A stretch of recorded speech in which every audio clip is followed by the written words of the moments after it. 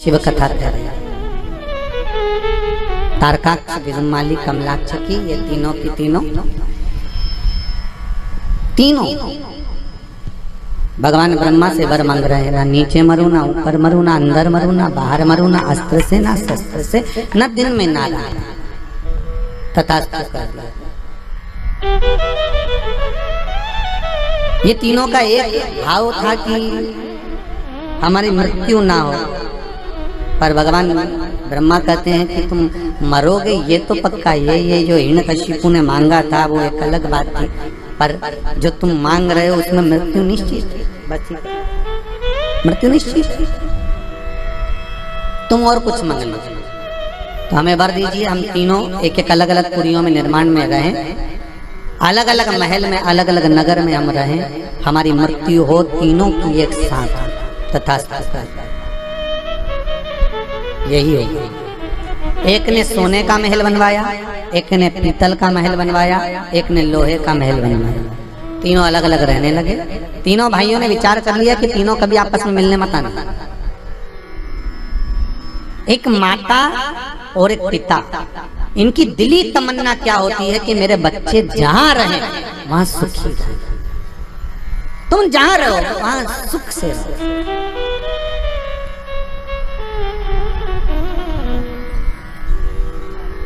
तुम्हारी मर्जी पड़े जहां रहो, पर स्वस्थ और सुखी रहो। कोई माता पिता ये नहीं कहेंगे कि सारा घर का पूरा व्यक्ति घर के अंदर ही रहे, नहीं नहीं नहीं, आप तो जहां रहो वहां अच्छे से सुखी।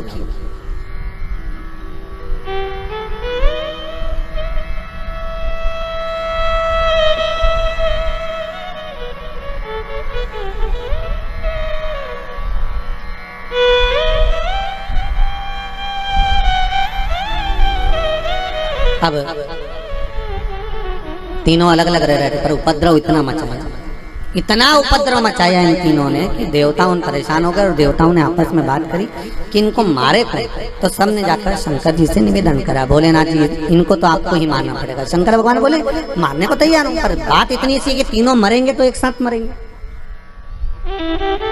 और इन तीनों को एक साथ लाना के लिए 33 कोटि देवता सारे पशु बन जाए, और मैं तुम्हारा पति बन जाऊं। मैं तुम्हारा पति बनकर बड़े नंदी का रूप धारण कर कर तुम्हारे पीछे पीछे भागता हुआ आऊंगा। तुम इन तीनों को अपने अपने महल से निकाल कर एक जगह पर लेकर आना, तीनों का मैं संहार कर दूंगा। तीनों को इकट्ठा कर कर एक जगह पर लेकर आए। भगवान बड़े नंदी का रूप धारण कर कर उनको मारने के लिए आतुर हुए। जैसे ही आतुर हुए, तारकाक्ष बिंदु मामली को तो मार दिया, कमलाक्ष की ने फरसा उठाकर भगवान शंकर का गला काट दिया। शिव जी नंदी के रूप में आए थे, शंकर का जैसे गला कटा, वो कटा हुआ गला नेपाल में जाकर गिरा। शिव जी का धड़ केदारनाथ जी के रूप में विराजमान हुआ। पर शिव जी ने देखा यदि ये आज नहीं मरे तो फिर नहीं मरेंगे, तो शंकर भगवान ने सोचा इनको मारना जरूरी है। शिव जी अपने असली स्वरूप में आ गए, त्रिशूल उठाकर तारकाक्ष विदुमाली को मारा। जैसे ही मारा, कमलाक्ष की मारने के लिए पीछे से दौड़ा भगवान ने पीछे का कोना, तो त्रिशूल की नोक पीछे का भाग कमलाक्ष की को दिया। तब जाकर ये तारकासुर के 3 पुत्र मरे। देवता आनंदित हुए। तब देवताओं को लगा कि अब सुख का भान होगा, अब आनंद की अनुभूति है, अब आनंद की अनुभूति होगी। अच्छा, देवताओं के साथ और आपके साथ और हमारे साथ एक जैसा ही होता है। अपन थोड़े दिन अच्छे से जीते हैं, इसके बाद लगता है अब सारा दुख, सारी तकलीफ, सारा कष्ट चले गया। जैसे पिछली बार कोरोना आया था, चले भी गया था, किसी को नहीं मालूम था कि ये जन्मदिन मनाने वापिस आ जाएगा।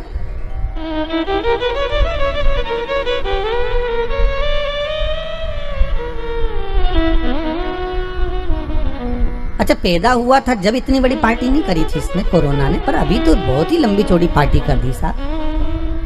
कजन कितनों को निपटाया जा रही है, जो जो इसकी पार्टी में जा रही है सबको निपटा रही है। आपसे भी निवेदन है, दूर रहना,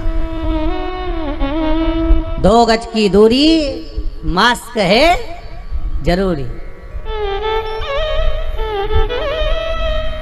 और एक दिन में कम से कम 25 बार हाथ को धोते रहो।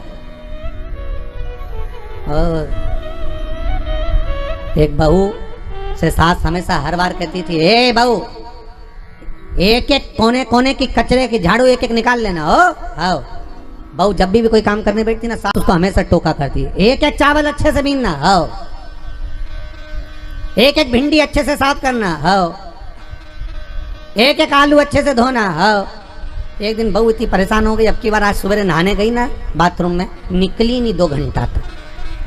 जब 2 घंटे तक नहीं निकली तो सास को लगा कि कहाँ रह गई है अंदर। सास दौड़ कर गई है, बहू हाँ मम्मी निकलना, आती हूँ मम्मी। इतनी देरी काहे में हो गई, एक एक बाल को शैम्पू कर रही हूँ। सास समझ गई, इसको बुरा लग गया। तुम भी करो, प्रतिदिन कम से कम प्रयास जरूर करो, सोशल डिस्टेंसिंग का पालन करिए, मुंह पर मास्क लगा कर रखिए, हाथ को सैनिटाइज करते रहें, धोते रहें और दूरी बनाकर रखें।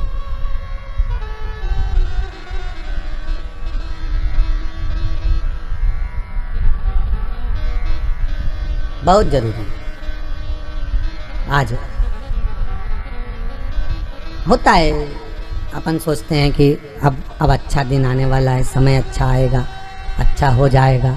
यही सोचते सोचते सोचते सोचते होता है। एक जैसे संत है, एक नदी के किनारे पर बैठ गया, तट पर। किसी ने पूछा बाबा जी क्यों बैठे हो? बाबा जी बोले नदी का पानी खत्म होए तो मैं पार हो जाऊं। दूसरे ने कहा बाबा जी ये नदी का पानी कभी खत्म नहीं होगा, तुम्हें पार होना है तो नाव में बैठो और चले जाओ। संत कहने लगे इसलिए तो समझाने के लिए बैठा हूं कि दुनिया के लोग सोचते हैं बस ये समय निकल जाए इसके बाद फिर अच्छा समय आएगा, ये समय निकल जाए इसके बाद अच्छा समय आएगा। मालूम पड़े पानी बहता रह गया, तुम बैठे की बैठे ही रह गए। इसलिए निवेदन है भगवत भजन की नाव पकड़ो, राम नाम कृष्ण नाम शिव नाम जपते हुए इसको पार करते रहो। ये भव सागर की नदियां है, बहती रहेगी, कोई दूसरा नहीं। मर गए तारकाक्ष, कमलाक्ष की विदुन्माली तीनों। आया समय, शंखचूर्ण नाम के राक्षस का भगवान ने संहार करा, अपने पांव से प्रहार कर कर उसकी हस्तियों को, उसकी हड्डियों को समुद्र में फेंका, जिससे शंख जाति का निर्माण हुआ। शंख जाति का निर्माण होता है, सारे देवताओं पर शंख का जल चढ़ता है, पर शंकर भगवान पर कभी शंख का जल नहीं चढ़ता। शिव महापुराण की कथा कहती है शंखचूर्ण राक्षस का संहार भगवान शंकर ने किया था, इसलिए शंख का जल शिव जी पर नहीं चढ़ता। महाराज शंख के जल का दोष भी होता है। आप लोगों से कई बार निवेदन करा, आज फिर करते हैं। महाराज जिसकी श्रवण शक्ति कमजोर हो गई हो, जिसके नयन कमजोर पड़ गए हो, कम दिखाई देता हो, तो गणेश शंख को लेकर आइए। शंख अलग अलग होते हैं, विष्णु शंख होता है, गणेश शंख होता है, लक्ष्मी शंख होता है। महाराज अलग अलग शंखों का प्रमाण वर्णन है। महाराज दक्षिणवर्ती शंख होता है,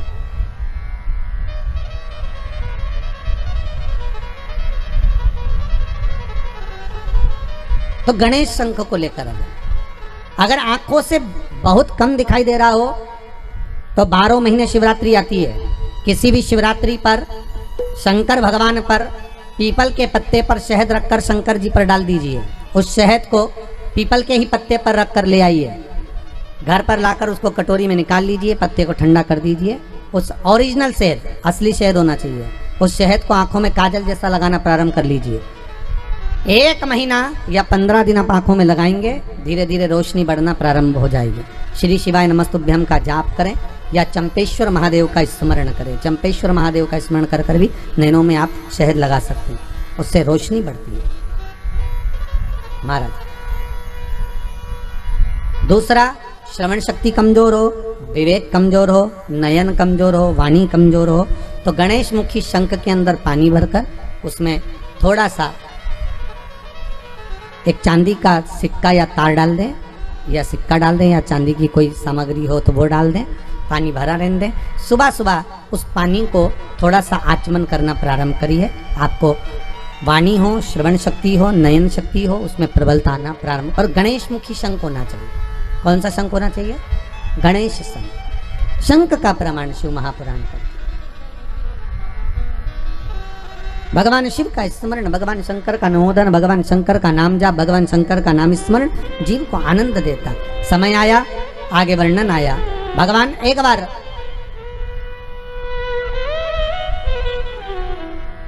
मंथन का समय है, देवता और राक्षस मिलकर समुद्र का मंथन कर रहे हैं, और उस मंथन में सबसे पहले अगर प्राप्त हुई है तो गौ माता प्राप्त हुई। उस मंथन में अगर प्रकट होने वाली सबसे पहले है तो गाय है। नंदा, सुभद्रा, सुरभि, सुशीला, बहुला, ये 5 गाय समुद्र मंथन के समय पर प्रकट हुई और उसके बाद जो निकला वो हलाहल विष निकला है। उसके बाद जो प्राप्त हुआ वो विष था, फिर निकला विष। अच्छा देखिए कितना सुंदर प्रसंग है। सबसे पहले अगर कुछ निकला है तो गाय निकली, गाय के बाद निकला है विष। शिव महापुराण की कथा कहती है गाय को निकालने का कारण केवल इतना था कि जो विष पिएगा उसका कंठ जलेगा, तो कंठ में जलन अधिक होगी। अब कंठ में जब जलन होगी तो उस जलन को अगर कोई रोक सकता है तो गाय का दूध रोक सकता है।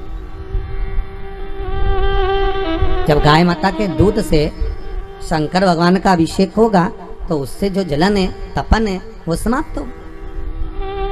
हम पहले भी कहें, आज फिर कहते हैं, प्रयास करिएगा कि अभी असली घी, गाय का असली घी, और वो भी देसी गाय का, ये जर्सी मर्सी गाय का नहीं, देसी गाय का असली घी अगर आपके घर में हो तो उस घी को अपनी उंगली में लेकर नासिका में थोड़ा थोड़ा लगाना प्रारंभ करिए। थोड़ा उस घी का सेवन करना प्रारंभ करिए, असली घी का। औषधि है, गौ माता का जो घृत है वो औषधि है। तो गौ माता का जो मूत्र है, महाराज प्रयास करिए, सर्वप्रथम निकलने वाली अगर कोई है तो वो गौ माता। और गौ माता के बाद अगर कुछ प्राप्त हुआ है, गौ माता के बाद अगर कुछ प्राप्त हुआ तो वह हला विष है। और वो विष हमें जब प्राप्त हो गया और वो विष लेकर देवता कहीं नहीं गए, सबसे पहले अगर विष लेकर पहुंचे तो शंकर भगवान के पास पहुंचे। हर हर महादेव। भोलेनाथ जी ने पूछा क्या बात है, तो कहा प्रभु जी आपके लिए हम थोड़ा सा ये विष लेकर आए हैं। तो भगवान शंकर के लिए विष लेकर आए? हाँ। तो पार्वती जी बोली विष और शिव जी आपके लिए, विष आपके लिए? हाँ। पार्वती जी ने पूछा ये विष काय में से निकला? समुद्र में से। अच्छा, अगर ये समुद्र में से विष निकला है तो ये सारे देवताओं को मिलना चाहिए ना, फिर आप अकेले के लिए काय को आया है? शंकर भगवान बोले अरे पार्वती तू जानती नहीं है, तुझे इतना ज्ञान नहीं है बिल्कुल भी। पार्वती जी बोली क्या ज्ञान नहीं है, विष और आपके लिए आया? हाँ।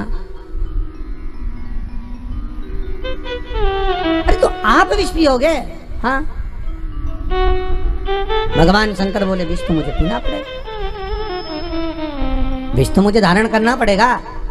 शंकर भगवान से पार्वती जी ने पूछा कि इतना विष आप क्यों पी रहे हो? शंकर भगवान बोले पार्वती, जो घर की माँ होती है, घर की जो माता होती है, रूखी रोटी, बासी रोटी, ठंडी रोटी उसी के हिस्से में आती है।